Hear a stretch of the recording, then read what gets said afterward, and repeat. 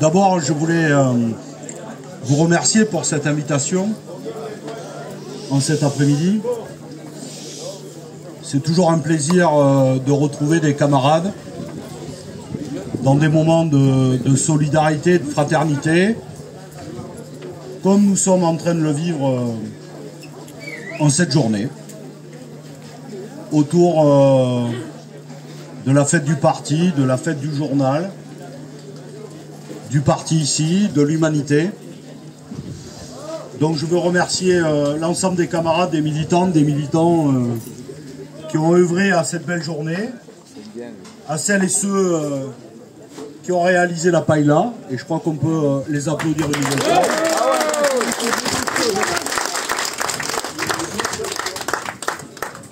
Les remercier aussi l'ensemble des militantes et des militants qui ont organisé cette journée, et puis je salue évidemment l'ensemble des camarades. Je remercie évidemment Marie et Paul, que je ne connais pas, mais que j'ai plaisir à découvrir aujourd'hui, à pouvoir échanger avec elle et eux. Alors, Jean-Marc m'a dit il faut faire un quart d'heure. Non, bah non. C'est pas compté. Attendez. Parler de l'humanité. Si tu ne parles pas de la VCE, ça va aller. Des défis, de la presse d'aujourd'hui, de la situation internationale, de la situation nationale. Et celles et ceux qui me connaissent savent que je ne sais rien faire à moins de 45 minutes. C'est un peu complexe pour moi, avec un seul sujet. Donc là, m'en donner 5 ou 6 est un peu complexe. D'autant plus que j'ai l'habitude de prendre la parole avant les repas. Et que là, c'est après. Donc, je vais essayer en un quart d'heure de dire quelques mots. D'abord sur le journal, puis évidemment sur la situation internationale et nationale, et puis ce que je pense qui est le plus important entre nous, c'est l'échange que nous aurons. Donc je m'en tiendrai à quelques questions et j'en reviendrai et j'approfondirai avec vos questions. D'abord sur le journal L'Humanité. Je rappelle que je suis donc directeur du journal depuis bientôt 4 ans. Nous avons pris la direction du journal dans une situation extrêmement complexe, puisque nous sortions du tribunal de commerce, qui nous impose donc jusqu'en 2031 de payer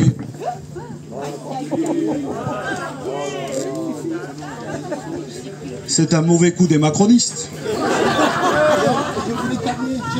J'ai l'habitude que Gérard Larcher essaie de me couper la parole. Merci, merci. Ici le macroniste. Donc, nous avons 18 millions de dettes que nous épurons pour grande partie. Nous en sommes à plus de 10 millions de dettes apurées. Il en reste 8, donc c'est un défi. On a amorcé, lors de mon arrivée, la révolution numérique. Vous l'avez vu, c'est-à-dire une nouvelle plateforme numérique, de la vidéo, parier sur les réseaux sociaux. Nous avons lancé l'an dernier notre nouvelle plateforme numérique avec l'UmaStream. Chaque semaine, nous développons des formats vidéo. Et tout ceci nous permet, de stabiliser le chiffre d'affaires. Et la deuxième chose, c'est que nous avons repassé la barrière des 40 000 abonnés. Ce que je crois, nous pouvons nous féliciter en commun. Cependant, il nous reste 2 défis. Le premier, c'est que la pression des coûts externes reste extrêmement élevée. L'an dernier, nous avons pris 800 000 € d'augmentation sur l'impression et la distribution et le postage. Cette année, on estime que ce coût va encore augmenter d'1,2 million. Donc, tout en maintenant le chiffre d'affaires que nous arrivons à stabiliser, à repartir un peu à la hausse, nous n'arrivons pas, aujourd'hui et encore, à pouvoir, évidemment, couvrir les coûts externes qui restent extrêmement élevés pour le journal. C'est pour cette raison que nous avons refait un appel à solidarité, à souscription, cette semaine dans le journal, et que nous sommes placés face à une très grande difficulté dès le mois qui arrive, de réunir 1 million d'euros pour continuer à couvrir les coûts externes et entamer les travaux pour la fête de l'humanité, qui elle-même connaît évidemment des coûts de plus en plus importants. Juste un chiffre, lorsque j'étais directeur de la fête, il y a déjà 10 ans, nous étions à environ 6 millions d'euros de budget. Aujourd'hui, 10 ans après, nous sommes à un budget minimum de 8,5 millions. Rien que sur les coûts d'inflation. Donc chacun comprendra ici que si nous n'arrivons pas à lever ce million d'euros, nous aurons des difficultés pour monter la 90e édition de la fête. La deuxième chose, c'est que maintenant, je pense qu'il faut regarder la bataille idéologique devant nous. Tous les milliardaires qui possèdent des médias le font parce qu'ils mènent un combat politique, idéologique et même un combat civilisationnel devant nous. Ils le font non pas pour récupérer de l'argent, tout le monde en perd dans le monde médiatique, mais parce qu'il faut mener ce combat idéologique. Nous n'avons pas de milliardaires qui chaque année remettent au pot pour équilibrer les comptes. Le Parisien, les Échos ont fini avec 15 millions de dettes l'an dernier, effacées évidemment par celles et ceux qui le détiennent, en premier lieu les Dassault. Notamment le Parisien, les Échos, je parlais du Figaro, pour les Dassault, le Parisien, les Échos, c'est évidemment Bernard Arnault. Sur le Monde, c'est pareil, ce sont des millions de dettes qui s'accumulent. Xavier Niel, chaque année, remet au pot. Nous n'avons pas ces milliardaires qui viennent équilibrer les comptes chaque année. Ce sont vous, les lectrices et lecteurs, qui chaque année, par votre abonnement, par vos souscriptions et par vos achats en kiosque, permettez que l'humanité puisse continuer à vivre et à se développer. Je le redis, depuis 3 ans et depuis mon arrivée, nous arrivons à mettre quasiment les comptes à l'équilibre. Cette année, je l'annoncerai d'ici 10 jours au Conseil des actionnaires et de surveillance, nous finirons l'année à moins 53 000 euros contre 1,5 million avant mon arrivée. Ce qui est formidable. Mais pour continuer à investir et développer et pouvoir faire face aux coûts externes, il faut évidemment que la solidarité se fasse. Je le dis, nous sommes dans un moment politique, et ça sera mon deuxième et mon dernier point, où l'extrême droite développe beaucoup ces questions et ces thèmes. Et d'ailleurs qui sont repris par, en partie, une partie du gouvernement. Et il y a 2 parlementaires ici. Moi-même, je suis au Sénat, c'est-à-dire au cœur de la réaction. Chaque semaine, nous avons soit un débat sur les accompagnatrices voilées,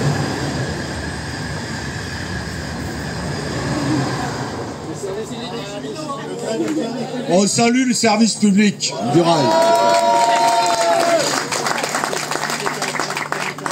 Et il faut le garder. Chaque semaine, nous avons un thème qui stigmatise soit les plus pauvres, soit les syndicalistes, soit les étrangers et en réalité nos compatriotes musulmans. Un jour, c'est un texte pour dire qu'il faut que les mamans accompagnatrices qui sont voilées ne puissent plus accompagner les sorties scolaires. Un autre jour, c'est pour dire que les étrangers sous OQTF n'auraient plus le droit d'aimer et donc de se marier. Un autre jour, c'est un autre texte pour expliquer que les associations qui agissent dans les centres de rétention administratifs ne puissent plus exercer. Un autre jour, c'est une proposition de loi sénatoriale pour donner le point à Jean-Marie Le Pen des années 80 pour expliquer qu'il faudrait que les prestations sociales soient réservées uniquement aux Françaises et Français. Et chaque jour, nous avons cela. Alors que les questions qui sont soulevées pour la masse du peuple, des travailleurs et des travailleuses, est un autre ordre et toute autre question. Par exemple, pourquoi nous continuons à donner 223 milliards d'euros chaque année ?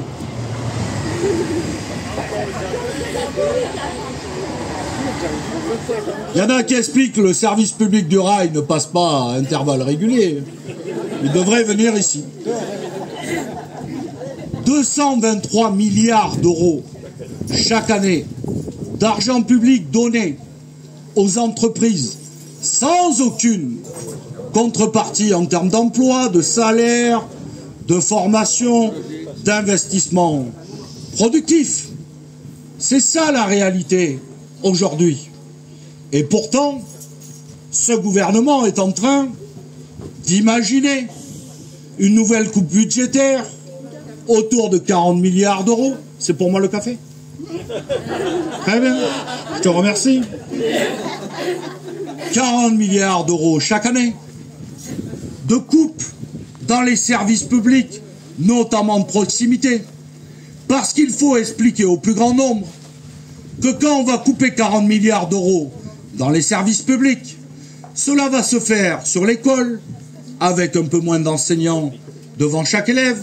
Ça va se faire dans les commissariats, avec un peu moins de policiers à mettre en déambulation. Ça va se faire en mettant un peu moins de juges devant chaque accusé ou victime qui attendent de faire justice.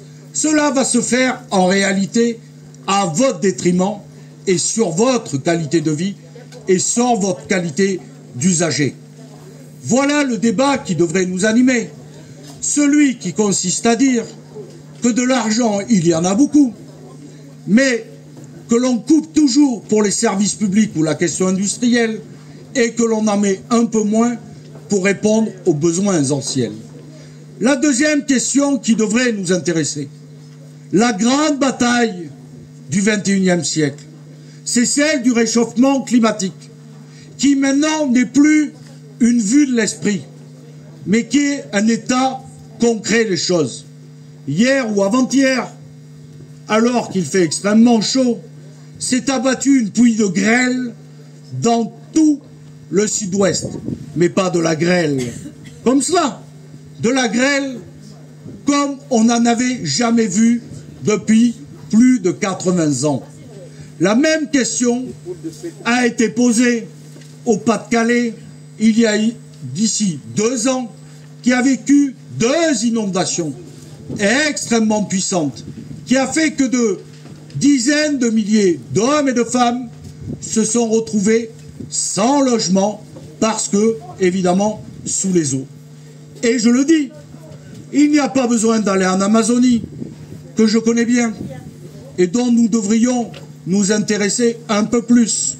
J'ai passé plusieurs semaines avec les Amérindiens d'Amazonie, parce que la conséquence de ce que nous faisons là-bas, et il n'y a pas besoin d'aller au Brésil de Lula, il n'y en a qu'à aller dans l'Amazonie française, guyanaise, qui vit chaque année un pillage par les garimperos et par leur paillage légal comme illégal. Mais nous sommes en train de détruire la planète par un système qu'il faut nommer le capitalisme à petit feu. Nous avons déjà, en réalité, franchi 5 des 9 limites planétaires. Si rien n'est fait dans la décennie, nous sommes la dernière génération qui peut dire une chose. Il est encore temps d'agir pour stopper le cycle du réchauffement climatique infernal. Si rien n'est fait dans les 10 ans pour réorienter notre consommation, nos productions, la question énergétique, la question de l'alimentation, bref, une révolution dans tous les sens, alors le cycle infernal sera embranché et nous en vivrons des conséquences qui seront irrémédiables. Je rappelle qu'à l'horizon 2050, puisqu'on m'a donné un café, je le prends. Il est très chaud. À l'horizon 2050, il y aura sur Terre 300 millions de réfugiés climatiques qui fuiront leur pays qui sera soit sous l'eau, soit dans les domaines qui seront trop arides pour pouvoir y vivre. 2050, c'est après-demain. 300 millions de personnes. Et nous devrons faire humanité commune avec elles et avec eux. Enfin, la dernière question, et je brosse tout, mais je pourrais revenir. Je suis passionné de tout ça. Permettez-moi de dire un mot sur une des grandes batailles qui doit continuer à nous animer. C'est celle du grand combat pour la paix. La paix, non pas comme l'absence de guerre. La paix véritable, comme l'a concevait Jaurès, était de donner à chaque citoyenne et citoyen les moyens de pouvoir vivre et de pouvoir s'émanciper. Il y a maintenant un tiers de l'humanité qui fuit les bombes, la misère ou l'oppression. Je le redis avec vous, ici, chaque frère et sœur d'humanité qui fuit la guerre, la misère ou l'oppression est notre frère. Qu'est-ce que c'est? Ah oui, notre frère ou notre sœur, et nous l'accueillerons avec dignité et fraternité et sororité.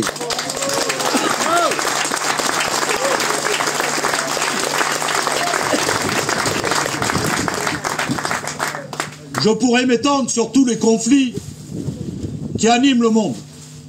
Évidemment l'Ukraine, évidemment la dernière bataille qui s'annonce entre l'Iran et Israël. Mais chacun me permettra d'avoir un mot pour ce que vivent les Palestiniens et notamment celles et ceux de Gaza.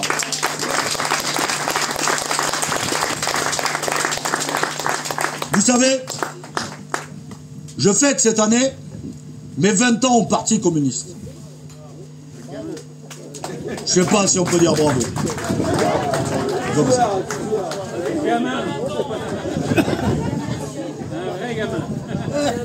J'en ai déjà connu quelques-unes. Mais cela fait plus longtemps que je suis un militant de la cause palestinienne. La cause palestinienne est consubstantielle de mon engagement communiste. J'en ai connu beaucoup. J'ai amené des délégations entières.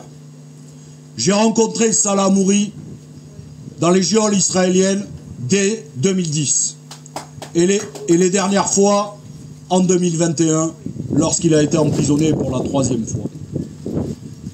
Cela fait plus de 20 ans que j'entends les gouvernements successifs, et je le dis ici, y compris de gauche, nous expliquer que le moment n'est pas venu pour reconnaître l'État palestinien, parce que les conditions ne seraient pas réunies. Ce que nous vivons aujourd'hui est un massacre un nettoyage ethnique et un génocide en cours à Gaza.